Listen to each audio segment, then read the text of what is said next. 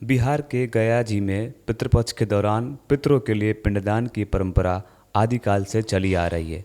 कहा जाता है कि गया में पिंडदान करने से पितरों को मोक्ष प्राप्त होता है। हिंदू मान्यता के अनुसार गया जी यह विष्णु तीर्थ स्थल है। यहाँ भगवान विष्णु के चरण चिन्ह उपलब्ध हैं, जिसे विष्णुपद मंदिर के नाम से जाना जाता है। क्या है कहानी पिंडदान देने की, पिंडदान कैसे दिया जाता है, पिंडदान देने के बाद क्या होता है, पिंडदान देने से पहले क्या होता है, कैसे आत्मा को मोक्ष मिलता है, यहाँ का क्या रिवाज है, मैं सब कुछ आपको बताने का पूरा प्रयास करूँगा। और कितने पैसे लगते हैं पिंडदान देने के लिए, एक व्यक्ति अगर यहाँ पे आता है पिंडदान कराने के लिए तो क्या देना पड़ता है, क्या लेना पड़ता है, सारा विधि हम आपको यहाँ के स्थानीय लोगों से बातचीत करके पूरा बताने का प्रयास करेंगे। आप देखते रहिए द न्यूज़ यात्रा। मैं फिलहाल आपको फाल्गु नदी के तट पे ले जाता हूँ और वहाँ पे मैं स्थानीय पंडित या पंडा से बातचीत कराता हूँ और वहाँ पे जो कर्म विधि चल रही है पिंडदान की, मैं सब कुछ आपको दिखाने का प्रयास करूँगा। आप देखते रहिए। गया ऐसा धरती है जहाँ आ जाए लोग और पिंड माने आकार, उस शरीर को दान कर दे पुनः तो अब पुनर्जन्म ले लेता है मनुष्य रूप में। गया मतलब गया, गया मतलब घास भूसा, गया मतलब खराब। तो जो शरीर खराब हो गया उसको पुनः फिर से शरीर शुद्ध कर बनाने का नाम गया है। ये पिंड जो है वो शरीर है, हम भी पिंड हैं और पिंड ही प्रारंभ है, पिंड ही उत्पत्ति है, पिंड ही गति है। वायु पुराण की कथा के अनुसार गयासुर नामक एक असुर की तपस्या से प्रसन्न होकर भगवान विष्णु ने वरदान दिया, तुम देवताओं ऋषि मुनियों से भी अधिक पवित्र हो जाओ। इसके साथ ही गयासुर की शरीर इतना पवित्र हो गया कि उसे देखने व स्पर्श करने वाले सीधे स्वर्ग चले जाते थे। इससे चिंतित होकर ब्रह्मा जी गयासुर के पास आए और यज्ञ के लिए उसकी पवित्र शरीर को मांगा। यज्ञानुष्ठान के दौरान जब गयासुर की शरीर हिलने लगा तो उसके शरीर के ऊपर धर्मशिला रखकर स्थिर करने का प्रयास किया, परंतु सफलता न मिली। तब भगवान विष्णु स्वयं आकर अपने चरण कमलों व गदा से उसे स्थिर कर दिया था। शास्त्रीय मान्यता के अनुसार गयासुर का शरीर 10 मील तक फैला है और जहाँ तक इसका शरीर फैला है वहाँ तक पिंडदान करने से पूर्वजों को मोक्ष प्राप्त होता है। एक सवाल होती है, मान के चलिए कोई भक्त है, वो भारत में है या भारत के किसी कोने से यहाँ पे आना चाहता है और अपने पूर्वजों का पिंडदान करना चाहता है, तो पहले विधि क्या होगी, कैसे वो आएगा, कैसे आपको कराएगा और क्या उसका धन लेंगे, आप क्या कर लेंगे कराने के लिए, क्या सारा प्रोसेस जरा बताइए। यहाँ रह गई बात अगर रेट का, हर लोग पूछता है रेट क्या है, कोई रेट रखा। ये सबसे बड़े हमारे सनातन पर चोट है जो लोग कहते हैं कि श्राद्ध करने का इतना रेट है, उन लोग ऐसा करते हैं। क्या मिनिमम रेट है, मतलब कम से कम कितने पैसे में आप लोग? हम 101 में करा दे हैं, पिंडा वैसे आ जाते हैं, फ्री में करा दे हैं। या मिनिमम रेट का क्या है, दान पाल नयूर मध्य दाना क्षेनुपाल नंदाना स्वर्ग बाप दान शक्ति उतना दीजिए, यथाशक्ति तथा भक्ति। पर ये ऐसा ग्रंथों में है या शास्त्रों में है कि जब माता सीता, प्रभु राम और लक्ष्मण जी जब आए थे तो माता सीता जी ने श्राप दिया था, श्राप का क्या कहा? तुलसी को कहा कि तू यत्र तत्र जन्मेगा। हाँ, क्योंकि भगवान का राम भगवान चरण पर चढ़े नहीं, तो तुलसी को क्रोधित हो गया कि भाई भगवान राम का अगर पिंडदान करते तो हम चढ़ते वहाँ भगवान के चरण पर। नदी कहेगी भगवान पिंड करते अगर स्वयं राम तो हम में स्नान होता। उसको भी कहा कि तू गुप्त हो जा। ब्राह्मण को सोचा कि दक्षिणा मिलेगा, ब्राह्मण में को भी कहा तू दलित रहेगा, कितना मिले। गौ का हम पूजे जाएंगे, तो गौ को श्राप मिला तो विष्ठा खाएगा। लेकिन अक्षयवट जी को कहा, अक्षयवट ने सच कहा था, इसलिए सत्य बोला था कि हाँ माता सीता ने पिंड किया, इसलिए अक्षयवट एकार्णवटक सागर यस्ति योग निद्रया बाल रूप दस्तस्मै नमस्ते योग साइने संसार वृक्ष सहस्राय शेष पापराय मुक्ष ब्रह्मदात्रे च नमोक्षीय बटाए। वही अक्षयवट जो साक्षी रूप में सब श्राद्ध करने के बाद वहाँ कर दिया जाता है। उसके बाद पंडा सुबल देते हैं। इस पक्ष का नाम है पितृपक्ष। इस पक्ष में जितने भी पितर होते हैं सब गया जी में वास करते हैं और इसमें कामना करते हैं कि हमारे कुल में कोई भी बेटा पोता कोई भी होगा जो कि आकर के हमें पिंड या जल देगा। तो यहाँ भगवान राम सोम आकर के यहाँ पिंडदान किए थे। वो आकर के फाल्गुन में सीता जी को बैठा करके सामान लाने गए। इसी बीच में राजा दशरथ जी प्रकट हुए और बोले कि हमें पिंड दो, हैं मुहूर्त निकला जा रहा है, मुझे पिंड चाहिए। बोले कि आपके पुत्र तो सामान लाने गए हैं, यहाँ पर तो कुछ है ही नहीं। बोले चाहे जो भी हो, जैसा जो जल्दी करो। वही बोले कि हम तो नदी में है, नदी में केवल रेत है, इसके सिवा कुछ है नहीं।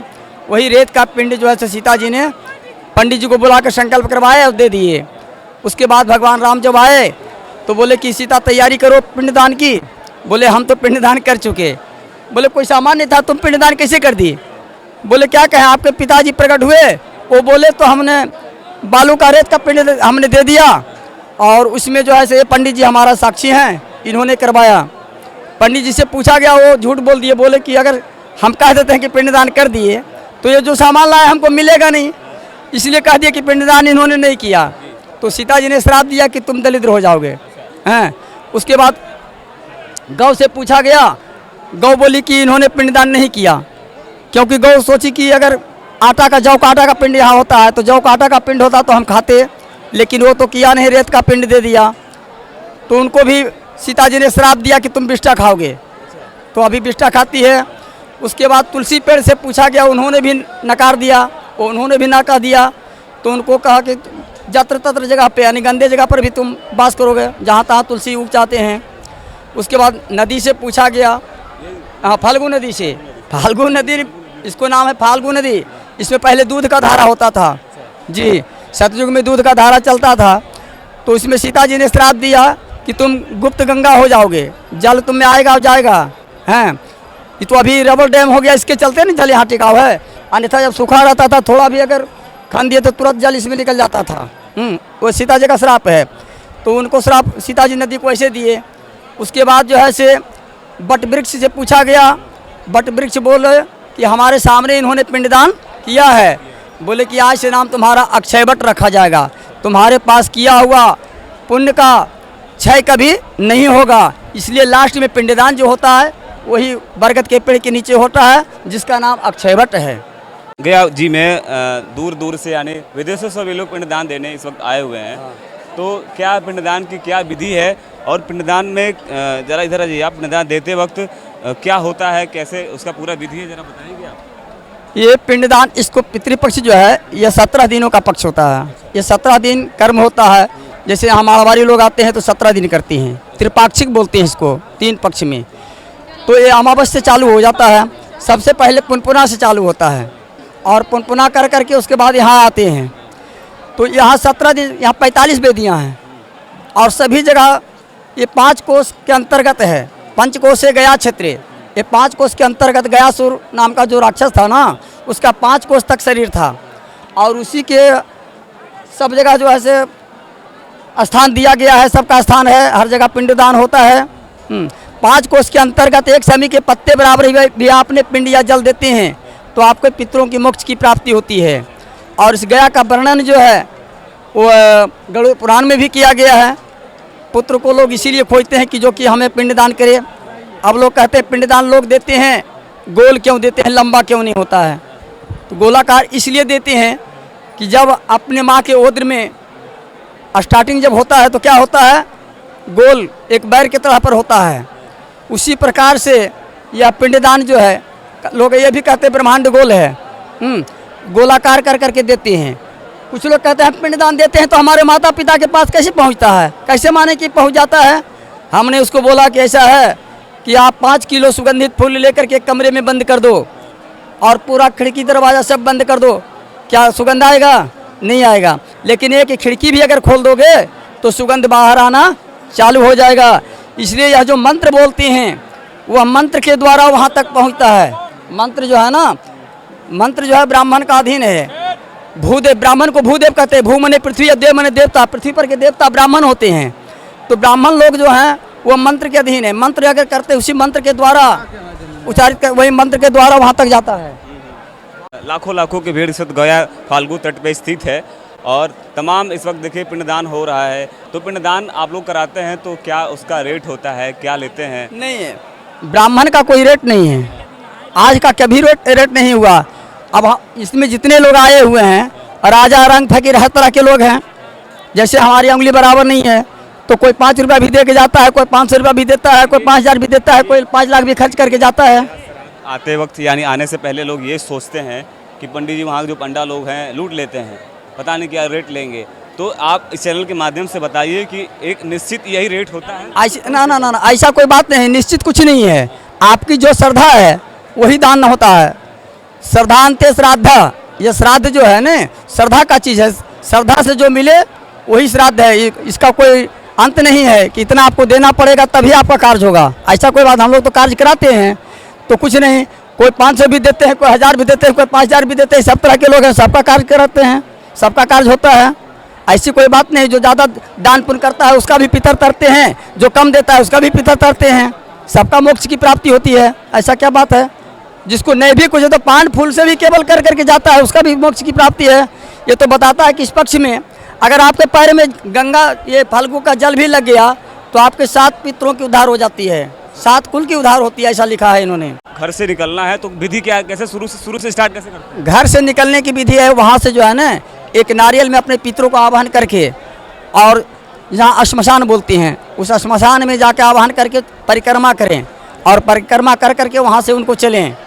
कुछ लोग तो ऐसे होते हैं कि उनका भी टिकट कटा के आते हैं, जैसे अपना टिकट कटाते हैं ना वैसे पितरों का भी टिकट कटा करके कुछ लोग लेके आते हैं तो उस वहाँ से आकर के वहाँ पुनपुना में जो है मुंडन करते हैं और वहाँ तर्पण करते हैं। पुनपुना में तर्पण पिंड करके उसके बाद यहाँ फाल्गु पढ़ते हैं, उसके बाद तुरंत फिर फाल्गु होता है, फाल्गु होता है, फिर विष्णुपद होता है, इधर करके फिर लोग प्रेसशिला जाते हैं। प्रेसशिला में 820 सीढ़ियाँ हैं, तो प्रेसशिला में है क्या कि जो जिनके पितर लोग परेशानी करती हैं, भरते हैं ढरते हैं, तरह तरह की कुछ परेशानी दे रहे हैं, उनके लिए प्रेसशिला जाना आवश्यक है, अन्यथा कोई वैसी बात नहीं है।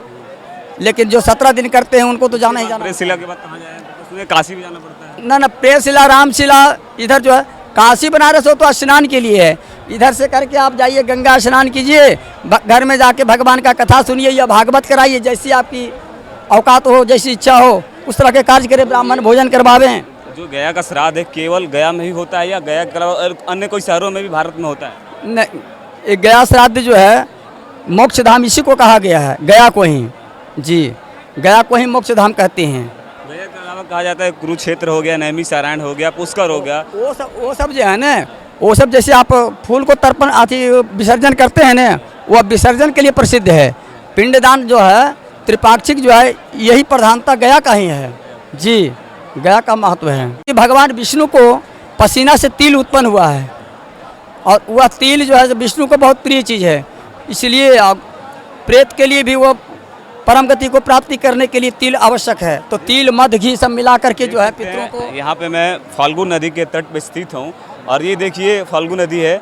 फाल्गु नदी में इस वक्त लोग स्नान करते हैं, स्नान करने के बाद अपने पितृ यानी जो पितृ होते हैं उनको पिंडदान देते हैं। ये देख सकते हैं, ये इस वक्त पितृपक्ष का समय चल रहा है और लाखों लाखों के लोग भीड़ इस वक्त फाल्गु नदी में स्नान कर रहे हैं, अपने पितरों को पिंडदान दे रहे हैं। और मेरे साथ कुछ पंडित जी हैं, ये पंडित जी यहाँ के सारे रहस्यों के बारे में हमसे साझा कर रहे थे और मैं इनसे और भी मैं सवाल करता हूँ कि पंडित जी आपने 20 साल से ये जो है काम कर रहे हैं यहाँ पिंडदान दिलाने का, और 20 साल का आपका अनुभव क्या कहता है कि क्या वास्तव में जो ये सब होता है पितृपक्ष का जो आत्मा का जो मोक्ष दिया जाता है ये सत्यता है? इसके बारे में ज़रा आप डीपली मुझे कुछ बता सकते हैं? इसमें थोड़ा सा मैं भूल रहा हूँ, एक कोई राजा थे, वो उनके पुत्र जो थे उनको कहते थे कि जब बेटा मर जाएंगे तो गया श्राद्ध जरूर कर देना।